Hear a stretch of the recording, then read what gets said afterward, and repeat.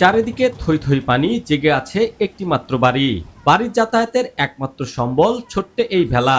জলাবদ্ধের নিদারুণ কষ্টে দিন পার করছেন মুন্নি বেগম। মূল সমস্যা যে আমরা রাস্তা নেই, এই যে বাড়াতে পারতেছি না। আমাদের যে পানিতে পুঁজে ঘরের মাঝখান পর্যন্ত সব সাইড দিয়ে পানির জন্য বেরোতে পারি না, খুব অসুবিধার মধ্যে আছি। বাচ্চা কাচ্চা নিয়ে চলাফেরা করতে পারি না। কোনো ব্যবস্থা করেছে যাতে আমরা সুন্দরভাবে জীবনযাপন করতে পারি। আমরাও তো এই দেশে নাগরিক, বলেন, আমাদেরও তো অধিকার আছে সুস্থভাবে জীবনযাপন করার, বলেন। রাতে ঘুমাতে পারেন না সাপ পোকামাকড়ের আতঙ্কে। দূষিত পানির দুর্গন্ধে বাড়ছে স্বাস্থ্য ঝুঁকি। তাই দিন হলেই বাঁধের পারে বসে সময় কাটান। মাঝে মাঝে বাচ্চা অসুস্থ পড়ে, স্কুলে যেতে পারে না, গন্ধ বাস, এই যে অনেক পচা মরা টরা আসে। রাত হলে ঘুমাইতে পারি না, টেনশনে থাকি যে কখন কি হয়ে যায় না হয়ে যায়। সাপ পোকামাকড় আসে, সময়ের জন্য একটা আতঙ্কের মধ্যে থাকি, কখন কোন দুর্ঘটনা ঘটে। এই খুবই কষ্টের মধ্যে আছি। এরা যদি আমাদেরকে একটু উপকার করতো, আমাদের এই জায়গাটা একটু দেখতো, দেখে আমাদের একটা ভালো ব্যবস্থা করে দিত, তাহলে আমরা খুব খুশি থাকতাম। আরেক গৃহিণী সুফিয়া বেগমের ঘরে পানি ওঠায় রান্না করা কষ্টদায়। জলাবদ্ধতার কারণে শরীরে চর্মরোগ দেখা দিয়েছে।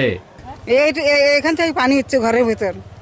এখন পোলা বানা করে খিলাইতে পারি না, পাক করতে পারি না, কোনো কিছু করতে পারি, কামি রোজগার করতে পারি না। পায়ের মধ্যে প্রচুর ঘাও নিয়ে হাঁটতে পারি না, তো পোলা বানা করে কি করে খিলাই।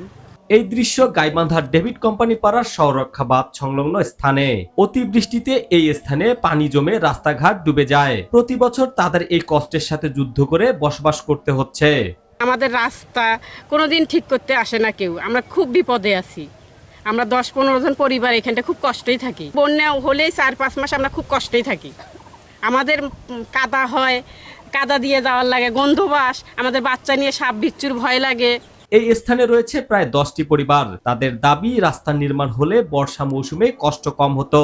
একই সাথে অর্থনৈতিক সাহায্যের আকুতি জানান তারা।